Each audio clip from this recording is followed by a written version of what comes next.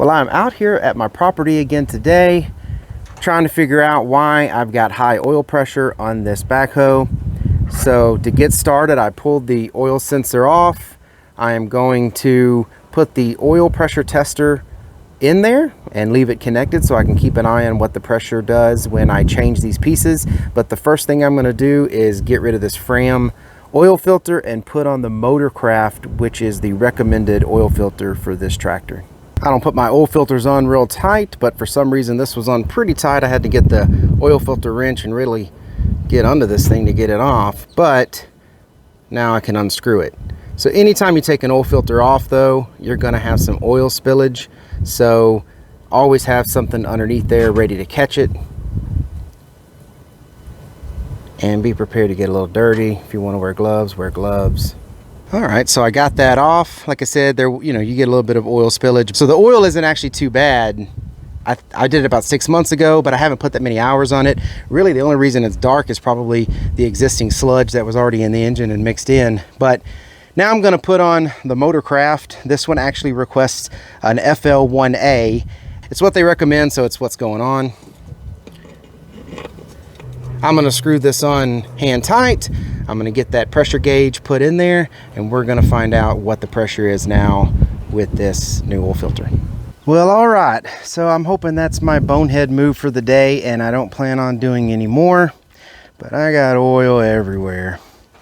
So I put this oil filter on, and I did it nice and hand tight like I normally would do, and I cranked the tractor and oil went everywhere, just everywhere. So now I got to clean the engine off and everything else, but luckily I saw it pretty quickly and I turned it off.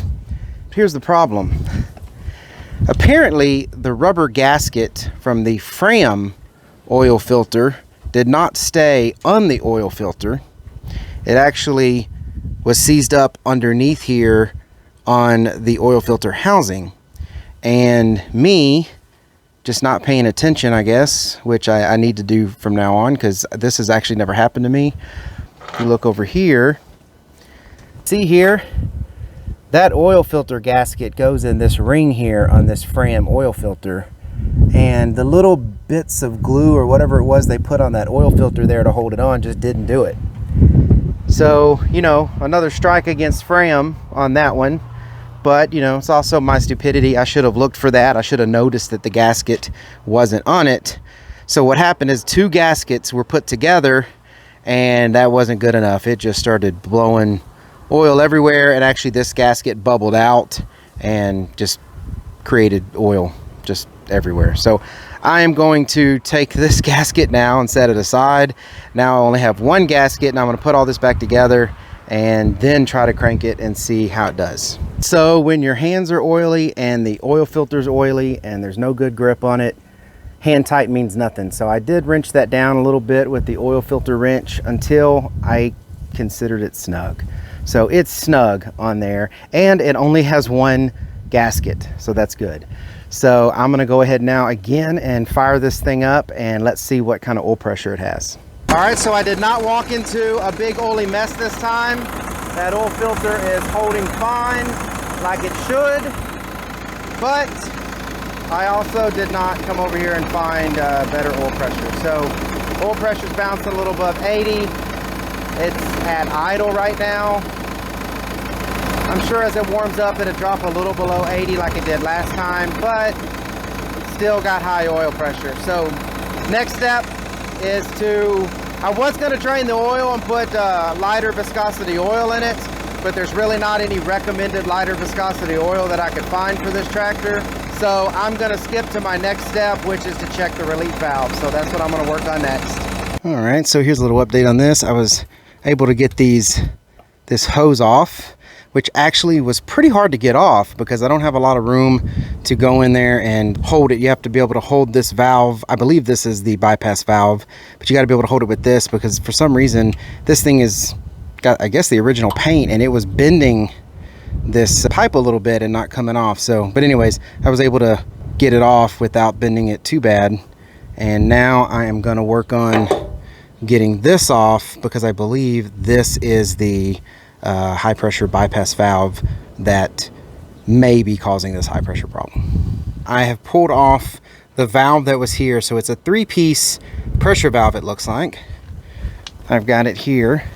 Here is the cap.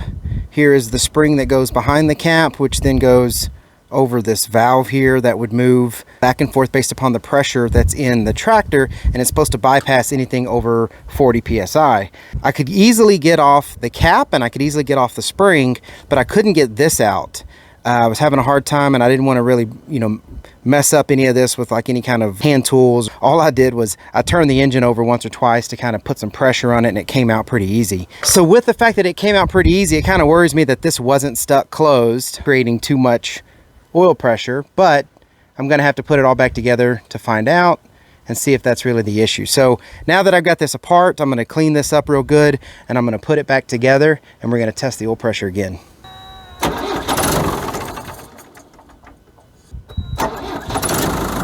All right, so I've got it all back together, and I know that the bypass valve is at least working to let oil bypass. I'm not sure if it's allowing it to bypass at the right PSI, but I know it is bypassing. I'm at the point where I need to figure out what else to do, because I'm looking at it and I'm still at 80 PSI. The oil filter wasn't the problem. The oil shouldn't be the problem based upon, the available viscosities for this engine. And the bypass valve seems to be easily allowing oil to go past it. Specs, which is anywhere between 20 and 40 psi between idle and high RPMs. Right now I'm idling above 80. All right, so I've got it all back together, got the engine cranked, and it's still hovering right above 80 psi. So I'm not sure what to do now. I could probably use some help from you guys and gals out there that know about high oil pressure and what to do. Again, I've put a new oil filter on it. That's the recommended oil filter. It's got 15W40 heavy duty diesel oil. And I checked the bypass valve. That seems to be working fine. As you saw in the video, I shot it out and everything's going through.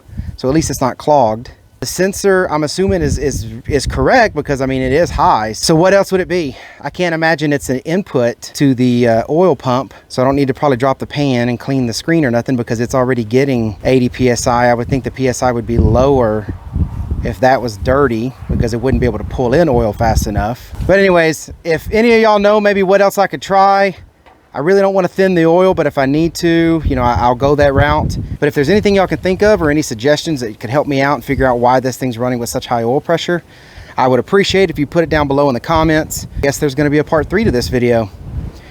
But as always, thank y'all very much. And if you would like the video, that helps get that video out there and may help somebody find it that knows the answer. And if you haven't done so already, please hit that subscribe button that's right below the video. That really helps me out. And I'll see y'all in the next video. Y'all take care. Thank you.